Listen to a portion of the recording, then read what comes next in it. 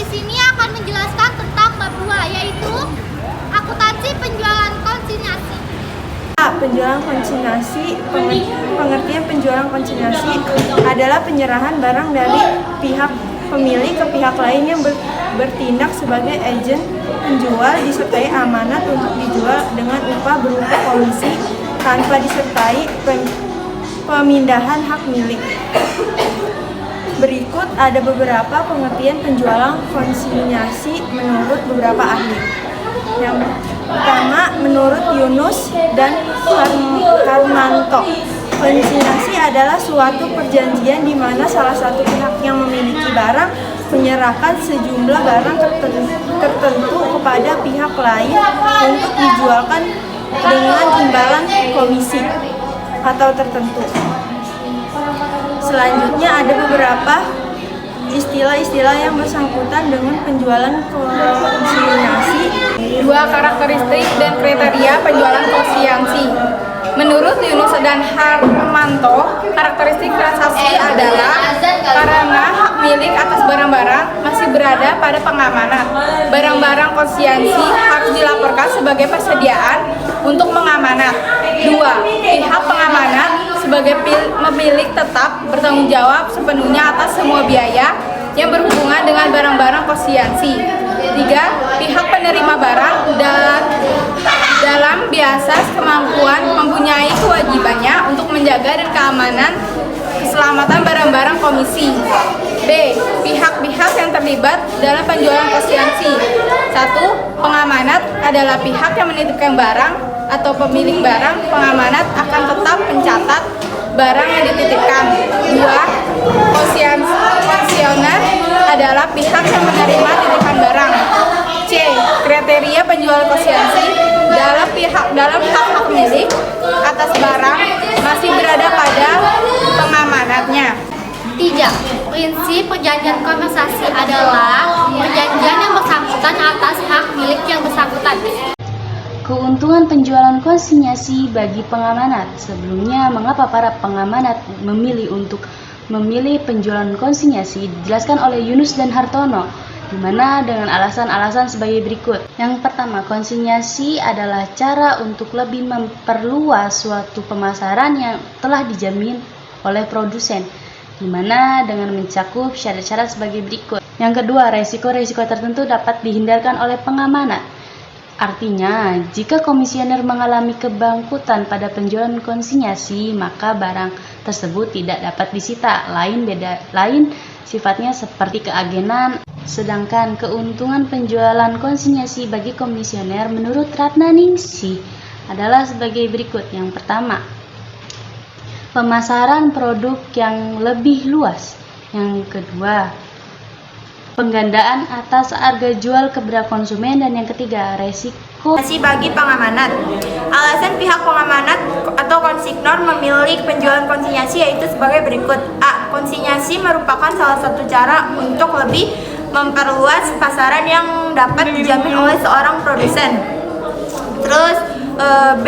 Risiko-risiko tertentu dapat dihindarkan oleh pengamanat. Assalamualaikum warahmatullahi wabarakatuh. Saya akan menjelaskan tentang kasus 2, yaitu toko Tika Sukses Upindah selaku komisioner yang menjual barang-barang elektronik milik PT-nya, yaitu PT Sukses Jawa. Transaksi yang terjadi pada toko Mitra Jaya selama bulan Juni 2018 sehubung dengan barang konsinyasinya. Yang disuruh yaitu membuat jurnal dari transaksi. Yang pertama, bulan Juni tanggal 4, penerimaan kiriman barang selaku konstruksi PT Sukses Jawanya berupa 10 unit sanyo seharga 2 juta, komisinya 20%. Terus tanggal Juni 12, 2018 yaitu penjualan tunai 4 unit sanyo yaitu satuannya 2 juta. Beban pengirimannya 80.000 dan pemasarannya 100.000, dibayar tunai. Tanggal 26 Juni 2018 yaitu penjualan 5 unit sanyo kepada toko Jaya seharga tiap unitnya 2 juta, beban pengirimannya 100.000. Tanggal 29 Juni 2018 pengiriman hasil penjualan kepada PT Mitra Sukses. Yang pertama yaitu transaksinya tanggal 12 Juni 2018. Masnya ini didapat didapat dari 10 unit dikali harga perolehan dikali 20% hasilnya 4 juta. Lalu transaksi kedua yaitu didapat dari beban ditambah pengiriman hasilnya 180.000. Transaksi ketiga yaitu tanggal 12 Juni 2018 didapat dari 20% dikali yang didapat ini nih 4 juta, hasilnya adalah 80 juta. Yang keempat yaitu tanggal 20 Juni 2018 didapat dari 5 unit dikali 2 juta, hasilnya adalah 10 juta. Transaksi selanjutnya tanggal 20 Juni 2018 didapat dari total pengirimannya 100.000. Lalu transaksi terakhir tanggal 20 Juni 2018 didapat dari 4 juta dikali 10 juta diambil beban operasional yaitu 280 ditambah biaya di global semuanya yaitu 82, hasilnya sekian. Terima kasih. Sini saya akan menjelaskan contoh studi 11. PT Wijaya Fortuner adalah produser mebel dan alat rumah tangga yang menjual produknya sebagai atas dasar perjanjian konsinyasi. Transaksi penjualan konsinyasi dengan toko Nusantara yang berlangsung dalam bulan Juli 2018. Pencatatan Wijaya Fortuner. Pembukuan dalam hubungannya dalam tujuan penutupan buku pada akhir bulan Juli 2015 terlebih dahulu harus dialokasikan biaya terhadap 7 unit meja dan kursi yang belum terjual. Untuk harga pokok dan biaya penjualan barang-barang konsinyasi untuk 10 unit meja dan kursi, untuk mengetahui nominal tersebut adalah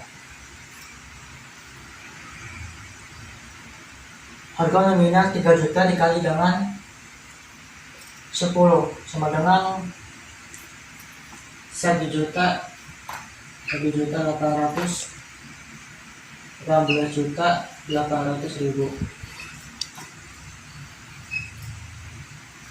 Biaya dikeluarkan oleh PT Wijaya. Ongkos kirim.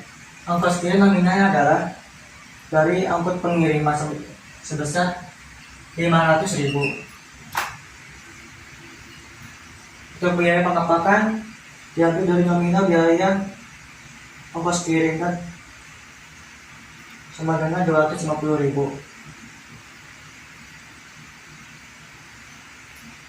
Biaya yang dikeluarkan oleh komisioner ongkos kirim, biaya pengepakan, komisi penjualan. Untuk komisi penjualan nominalnya dari harga jual 3 juta per unit dikali dengan 20% komisi penjualan sama dengan 6 juta.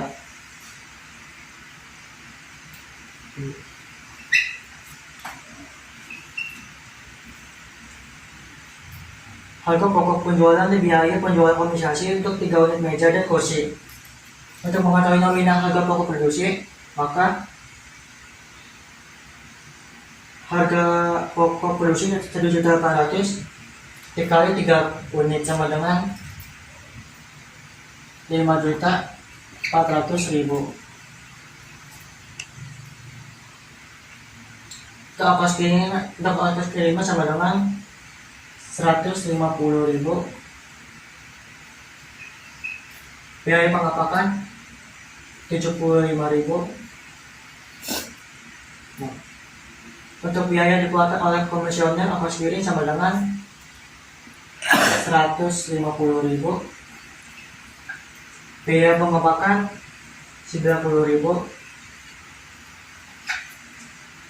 Untuk komisi penjualan sama dengan 1.800.000. Harga pokok yang ditangguhkan pembebanan untuk 7 unit meja dan kursi. Untuk mengetahui harga pokok produksi, maka harga produksi dikali harga produksi 1.800.000 dikali dengan 7 unit sama dengan 12.600.000. 12.600.000. Untuk ongkos selanjutnya 500.000 dikurang 150.000 sama dengan 350.000. Untuk biaya pengapakan dari pengurangan 250.000 dikurang 75.000 sama-sama 175.000. Untuk anggota dari biaya kekuatan oleh komisioner sama dengan 3.350.000. Untuk biaya pengapakan masih belum ada.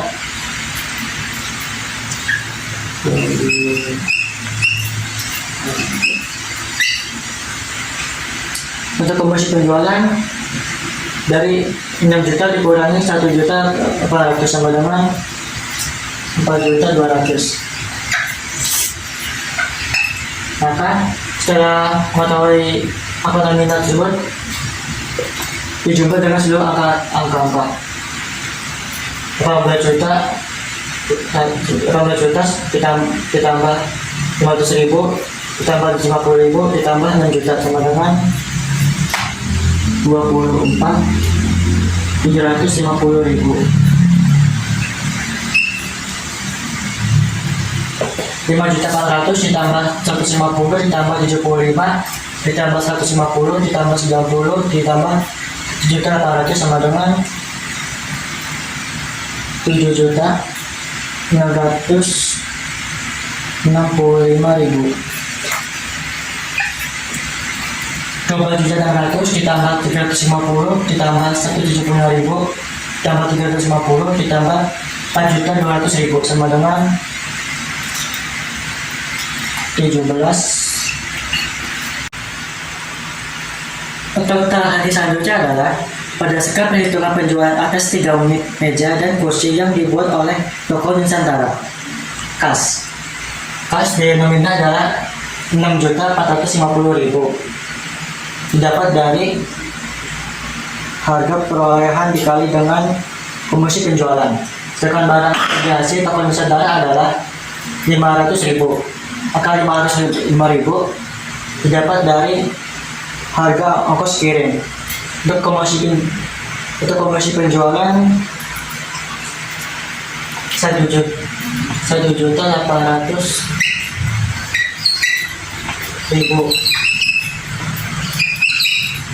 didapat dari harga per unit produksi. Sedangkan biaya prakterin adalah nominal dengan 250.000.